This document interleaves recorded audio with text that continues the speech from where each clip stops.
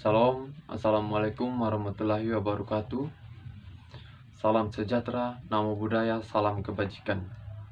Perkenalkan, nama saya Kevin Samapati, Prodi PPKN Universitas PGRI Kanjuruhan Malang. Video ini sebagai syarat untuk mengikuti ujian tengah semester mata kuliah Sejarah Kewarganegaraan oleh Bapak Andri Franciscus Gultom, MPhil. Jadi yang pertama yang kita belajar ada 3 topik, yaitu sejarah klasik.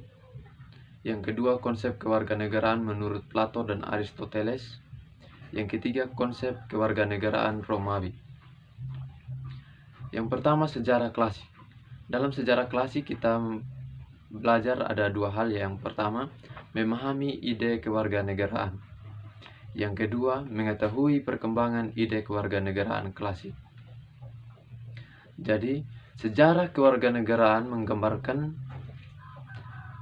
perubahan relasi antara individu dan negara yang biasa disebut kewarganegaraan. Kewarganegaraan umumnya diidentifikasikan bukan sebagai aspek dari peradaban timur, tetapi dari peradaban barat.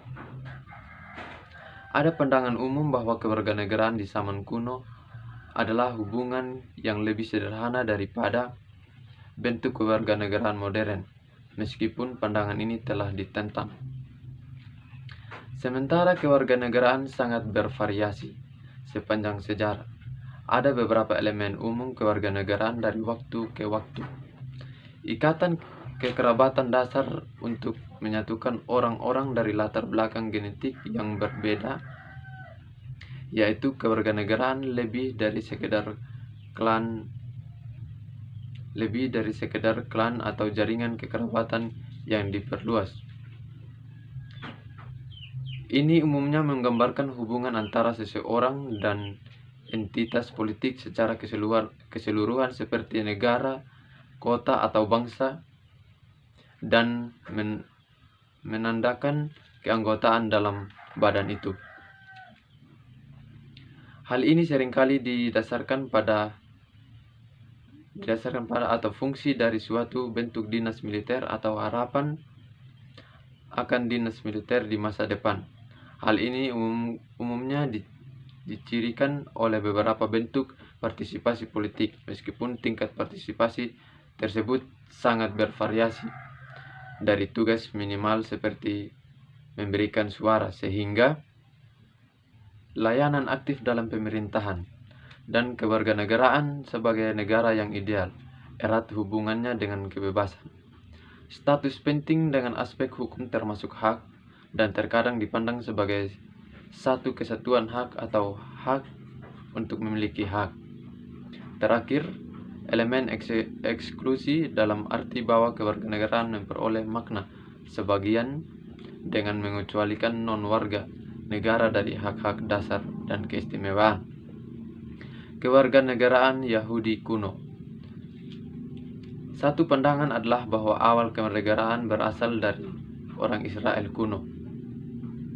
Orang-orang ini mengembangkan pemahaman tentang diri mereka sendiri sebagai orang yang berbeda dan unik, berbeda dari orang Mesir atau Babilonia. Mereka memiliki sejarah tertulis, bahasa yang sama, dan agama yang hanya terdiri dari satu Tuhan yang kadang-kadang digambarkan sebagai monoteisme etis. Sementara kebanyakan menggambarkan identitas longgar yang terkait dengan lokasi geografis tertentu. Orang-orang Yahudi mempertahankan identitas bersama mereka meskipun secara fisik dipindahkan ke negeri yang berbeda, seperti ketika mereka ditawan sebagai budak di Mesir atau Babilonia kuno. Perjanjian Yahudi telah digambarkan sebagai perjanjian yang mengikat tidak hanya dengan beberapa orang atau pemimpin suku, tetapi antara seluruh bangsa Israel, termasuk pria, wanita, dan anak-anak, dan Dewa Yahweh Yahudi. Yahudi mirip dengan kelompok suku lainnya, tidak melihat diri mereka sebagai warga negara semata, tetapi mereka membentuk keterikatan dengan kuat dan dengan kelompok mereka sendiri, sehingga orang-orang dari etnis yang berbeda dianggap sebagai bagian dari kelompok luar. Yunani kuno, kewarganegaraan polis. Ada kesepakatan yang lebih luas bahwa contoh nyata kewarganegaraan pertama dimulai di Yunani kuno, dan sementara ada prekursor hubungan dalam masyarakat sebelum itu. Itu muncul dalam bentuk yang mudah terlihat di negara kota Yunani yang mulai memenuhi pantai laut negara, Laut Hitam, Laut Adriatik, dan tempat lain di sekitar Mediterania mungkin. Sekitar abad ke-8 sebelum Masehi, perbedaan zaman modern kadang-kadang disebut perbedaan persetujuan versus perbedaan keturunan, yaitu kewarganegaraan berdasarkan pilihan versus kewarganegaraan hak kesulungan telah ditelusuri kembali ke Yunani kuno. Dan para pemikir seperti J.G. Cocok telah menyarankan bahwa cita-cita kewarganegaraan modern pertama kali diartikulasikan oleh orang Athena dan Romawi kuno. Meskipun ia menyarankan bahwa transmisi rasa kewarganegaraan selama 2 milenium pada dasarnya adalah mitos yang menyelimuti peradaban barat. Seorang penulis memiliki sejarah panjang, tidak pernah ada etnis politik di Tiongkok yang mirip dengan polis Yunani. Polis didasarkan pada nomos supremasi hukum, yang berarti bahwa tidak seorang pun tidak peduli siapa dia menjadi tuan, dan semua pria tunduk pada aturan yang sama. Setiap pemimpin yang menempatkan dirinya di atas hukum dianggap sebagai seorang tiran.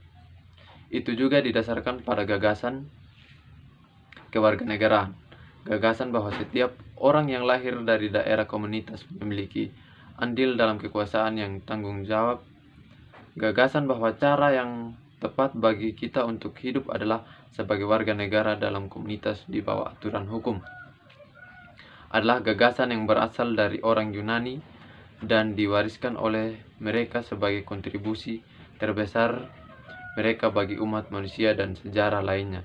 Itu seperti bahwa orang Yunani bersedia hidup, berjuang, dan mati untuk polis mereka. Orang Yunani dapat melihat manfaat memiliki budak karena kerja mereka memungkinkan pemilik budak memiliki waktu luang yang substansial, memungkinkan partisipasi dalam kehidupan publik. Meskipun orang Yunani tersebar di banyak negara kota yang terpisah, mereka memiliki banyak kesamaan selain berbagai gagasan tentang kewarganegaraan. Dunia perdagangan Mediterania, ikatan kekerabatan, bahasa Yunani umum, permusuhan bersama dengan apa yang disebut orang-orang non berbahasa Yunani atau barbar, kepercayaan pada perakiran Orkle di Delphi, dan kemudian pada Olimpiade awal yang melibatkan kompetisi atletik yang umumnya damai antara kota negara bagian sering bermusuhan satu sama lain. Satu pandangan adalah bahwa orang reguler diperlukan untuk melenggangkan kewarganegaraan karena barang-barang yang disita dan budak membantu membuat negara kota kaya, dan bahwa periode damai yang lama berarti kehancuran kewarganegaraan. Namun, konsep kewarganegaraan Aristoteles adalah bahwa itu adalah peran yang dijamin secara hukum dalam penciptaan dan menjalankan pemerintahan. Ini mencerminkan pembagian kerja yang dia yakini sebagai hal yang baik. Kewarganegaraan dalam pandangannya adalah peran pemerintah dalam masyarakat dengan warga negara yang menguasai non-warga negara. Pada saat yang sama, tidak mungkin ada penghalang permanen antara penguasa dan yang dikuasai. Topik yang ketiga yaitu kewarganegaraan. Di topik yang ketiga ini kita akan memahami perbedaan konsep kewarganegaraan Yunani dan Romawi memahami kelas sosial dalam kewarganegaraan, memahami hubungan warga negara dan hukum. Perbedaan dari Yunani. Satu pandangan adalah bahwa pengertian kewarganegaraan Yunani adalah emansipasi dari dunia benda, di mana warga pada dasarnya bertindak atas warga negara lain. Hal-hal materi ditinggalkan kembali di dunia domestik pribadi, oikos. Tetapi sensibilitas Romawi lebih memperhitungkan bahwa warga negara dapat bertindak atas hal-hal materi serta warga negara lainnya, dalam arti membeli atau menjual properti, kepemilikan, hak milik, barang. Oleh karena itu sering kali dijumpai warga negara lain atas dasar pandangan yang sering kali membutuhkan regulasi. Ini memperkenalkan tingkat kompleksitas baru mengenai konsep kewarganegaraan. Pocok menjelaskan orang itu diidentifikasi dan diwakili melalui tindakan pada dalam perjalanan waktu, istilah properti menjadi berarti. Pertama, karakteristik yang menentukan manusia atau makhluk. Kedua, hubungan yang memiliki seseorang dengan sesuatu. Dan ketiga, benda yang didefinisikan sebagai milik seseorang. Yang kedua, masalah kelas sosial dalam kewarganegaraan Romawi. Penyimpanan lebih jauh dari model Yunani adalah bahwa pemerintah Romawi mengadu kepentingan pengawasan. Berikut masalah kelas sosial dalam kewarganegaraan Romawi. Penyimpangan lebih jauh dari model Yunani adalah bahwa pemerintah Romawi mengadu kepentingan bangsawan kelas atau melawan kelompok pekerja tingkat bawah yang dikenal sebagai kelas kampungan dalam pengaturan yang dinamis.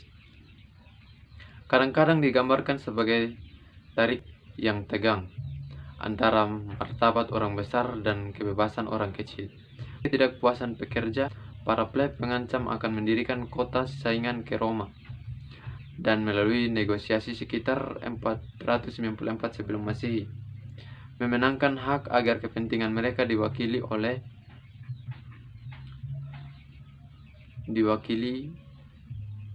oleh petugas yang dikenal sebagai tribun di Republik Romawi. Menurut Hosking mencoba untuk menemukan keseimbangan antara kelas atas dan bawah, dan menulis Borsel berpendapat bahwa kewarganegaraan memiliki arti yang berbeda tergantung pada kelas sosial. Mana seseorang termasuk. Bagi pria kelas atas, kewarganegaraan adalah kesempatan aktif untuk mempengaruhi kehidupan publik. Bagi laki-laki kelas bawah, ini tentang penghormatan terhadap hak pribadi atau ius privatum.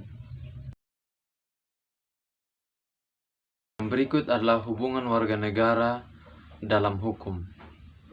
Pocok menjelaskan bahwa negara kemudian dipahami sebagai orang yang bebas bertindak berdasarkan hukum, bebas meminta dan mengharapkan perlindungan hukum. Warga negara dari komunitas hukum ini dan itu, kedudukan hukum dalam komunitas itu. Contohnya adalah Santo Paulus yang menuntut perlakuan yang adil setelah menangkapnya dengan mengaku sebagai warga negara Romawi. Banyak pemikir termasuk Pocok menyatakan bahwa konsepsi Romawi tentang kewarganegaraan memiliki penekanan yang lebih besar daripada bahasa Yunani. Salah satunya adalah hubungan hukum dengan negara yang digambarkan sebagai perisai hukum dan politik dari orang bebas. Dan kewarganegaraan diyakini memiliki karakter kosmopolitan. Kewarganegaraan berarti memiliki hak untuk memiliki harta benda, kekebalan, harapan yang tersedia dalam berbagai jenis dan derajat. Tersedia atau tidak tersedia untuk banyak jenis orang karena berbagai alasan. Warga negara bisa menuntut dan digugat di pengadilan tertentu, dan hukum itu sendiri adalah semacam ikatan yang menyatukan orang dalam artian sebagai hasil dari keputusan majelis di masa lalu, sehingga kewarganegaraan diartikan sebagai keanggotaan dalam komunitas hukum bersama atau hukum umum. Menurut pojok penekanan Romawi, pada hukum mengubah sifat kewarganegaraan itu lebih impersonal, universal, beraneka ragam, memiliki derajat dan penerapan yang berbeda. Ini mencakup berbagai jenis kewarganegaraan, terkadang kewarganegaraan kota, terkadang kewarganegaraan seluruh kekaisaran. Jadi itu saja materi dari saya tentang sejarah kewarganegaraan, yaitu dengan 3 topik tadi: sejarah klasik, konsep kewarganegaraan menurut Plato dan Aristoteles, konsep kewarganegaraan Romawi. Sekian dari saya, terima kasih. Assalamualaikum warahmatullahi wabarakatuh. Salam sejahtera, namo buddhaya, salam kebajikan.